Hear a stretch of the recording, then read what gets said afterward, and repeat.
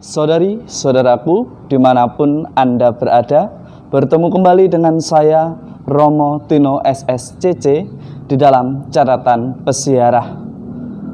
Satu hal yang perlu kita ingat di dalam persiaran hidup kita, ketika kita mengimani sesuatu, tetapi kita menyangkalnya di dalam kehidupan nyata, berarti kita tidak layak mengatakan bahwa saya beriman dengan Dia yang saya ikuti.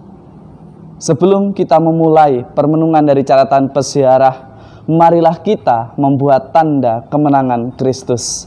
Dalam nama Bapa dan Putera dan Roh Kudus. Amin. Allah Bapa di surga, kami sungguh bersyukur karena Engkau telah memelihara kami di dalam kasih, sehingga kami tetap selalu merasakan cinta kasih-Mu di setiap langkah hidup kami. Sudilah Engkau tetap selalu menjaga dan mendampingi kami, agar kami mampu menjadi manusia baru di setiap hari dan di setiap kami membuka lembaran hidup kami. Demi Kristus pengantara kami. Amin. Saudari-saudaraku, dimanapun Anda berada, selamat pagi. Tuhan memberkati kita semua. Di dalam bacaan permenungan pada hari ini, kita diajak untuk benar-benar mengatakan ya dengan apa yang kita imani di dalam perkataan maupun di dalam perbuatan. Jelas dikatakan di dalam surat kedua Rasul Paulus kepada Timotius, jika kita mati dengan Kristus, kita pun akan hidup dengan Dia. Jika kita bertekun, kita pun akan ikut memerintah dengan Dia. Jika kita menyangkal Dia, Dia pun akan menyangkal kita. Jika kita bertekun dan kita mati bersama Dia, maka kita pun akan bangkit bersama Dia. Artinya bagaimana? Kita mengatakan sebagai orang beriman, tetapi di dalam perbuatan hidup kita tidak mencerminkan bahwa kita adalah orang beriman. Berarti kita menyangkal Dia. Ketika Dia tidak mengenal kita, jangan salahkan Tuhan yang tidak mau peduli dengan kita. Pertanyaannya, pedulikah kita dengan Dia yang kita imani? Pedulikah kita dengan perkataan Dia yang berbisik melalui Roh Kudus, agar kita selalu berada di jalan yang benar? Intinya bagaimana? Intinya ketika kita tidak menyangkal Dia, Tuhan setia mendampingi dan menemani kita. Tetapi ketika kita hanya mengatakan, ya saya percaya kepadamu Tuhan, tetapi kekhawatiran membuat kita bertindak tidak sesuai dengan apa yang kita imani, jangan salahkan jika Tuhan tidak mengenal kita. Meskipun jelas dikatakan Tuhan akan selalu setia menemani kita.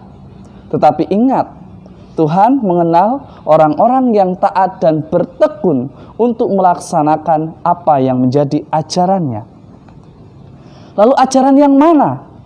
Jelas dikatakan di sana, kasihilah Tuhan Allahmu dengan segenap budimu, dengan segenap hati, dan dengan segenap jiwa. Dan perintah yang kedua ialah, kasihilah sesamamu seperti dirimu sendiri. Suatu hal yang mungkin mustahil bagi kita, apalagi dengan kita yang suka mengatakan sekali dua kali boleh dia membuat kesalahan, tetapi untuk yang keempat kalinya jangan harap dia saya ampuni, jangan harap dia saya terima kembali. Padahal di sini kalau kita mengatakan sebagai orang beriman, kita mesti mengasihi Tuhan Allah kita dengan segenap hati, dengan segenap jiwa, dan dengan segenap akal budi. Dan cintailah sesamamu seperti dirimu sendiri. Itulah perintah yang kedua. Ketika kita di dalam hidup kita saling menjatuhkan, saling mengkritik. Mengkritik kalau untuk membangun itu bagus.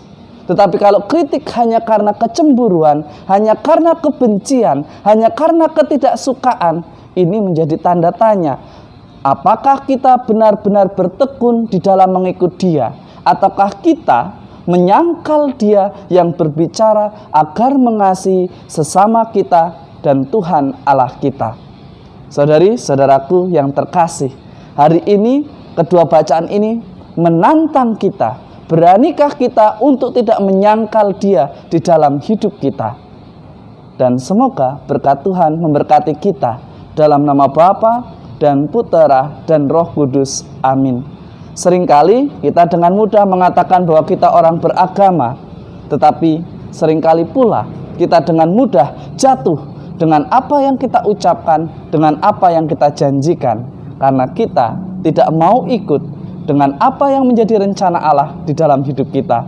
Hal sederhana, mengampuni. Belajarlah mengampuni dan belajarlah menerima sesamamu yang salah. Berarti kita tidak menyangkal Tuhan.